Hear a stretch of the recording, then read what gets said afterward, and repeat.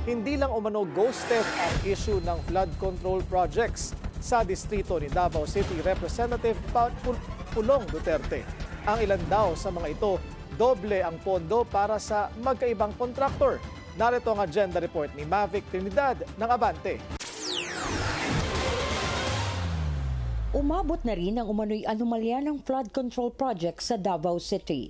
Ibinunyag ngayon ni ACT Teachers Party List Representative Antonio Tino na may 121 kontrata na nagkakahalaga ng 6.6 billion pesos at 80 kontrata rin na may halagang 4.35 billion pesos ang may indikasyon daw ng katiwalian.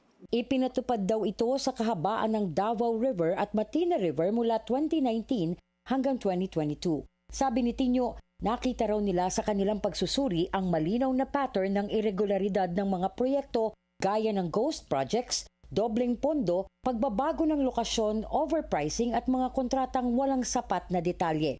Natuklasan din nila sa kanilang investigasyon na sa 121 proyekto, 79 dito na may halagang 4.7 billion pesos ay mga congressional insertions sa National Expenditure Program o NEP. Ang mga nasabing proyekto ay ipinatupad sa unang distrito ng Davao City na kinakatawan ni Congressman Paulo Duterte.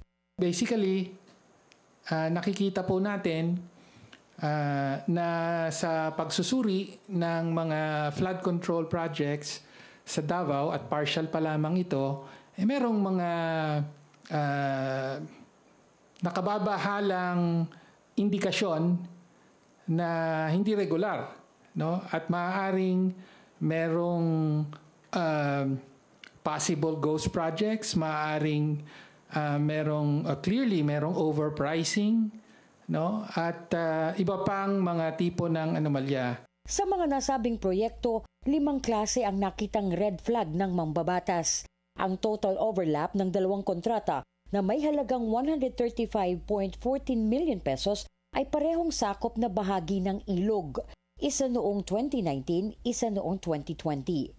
Sinundan ito ng pagkakaroon ng proyektong double funding o 2 kontrata na may halagang higit 115 million pesos na iginawad sa magkaibang contractor para sa parehong lokasyon ng proyekto. May change location at shortchanging kung saan 9 na kontrata na nagkakahalaga ng 484.4 million pesos ang ipinatupad sa ibang lokasyon na hindi nakasaad sa General Appropriations Act o GAA at mas kaunting bahagi ng proyekto ang naisagawa. Contracts without details o wala raw mga detalye, lokasyon o haba ng proyekto ang 62 kontrata na umaabot sa 3.44 billion pesos. Bukod pa rito ang 10 kontrata na hindi raw nakasaad sa GAA na may halagang 2.65 billion pesos. Sa Matina River na 26 sa 28 na proyekto na nagkakahalaga naman ng 1.70 billion pesos ang may natuklasang irregularidad dahil sa paulit-ulit na lumitaw na kontraktor sa mga questionabling proyekto. Isa rito ang Relly Construction and Supply Incorporated na humawak ng 5 kontrata sa halagang 400.85 million pesos. Ang Legacy Construction Corporation na may 7 kontrata na may halagang 350.99 million pesos. Gayon din ang Abu Construction na may 8 kontrata at may halagang 321.30 million pesos. Ayon pa kay Tino, pati ang St. Timothy Construction at Alpha and Omega Construction na parehong kilalang pagmamay-ari ng tinaguriang flood control royalty na sina Sara at Curly Discaya at ang Alfrego Builders ng half-brother ni Senador Bongo ay kasama raw sa joint venture ng Relly Construction at Genesis 88 na pagmamay-ari ni Glenn Escandor. Ang Genesis 88 ni Escandor ay nag-ambag umano sa kampanya ni Vice President Sara noong 2022.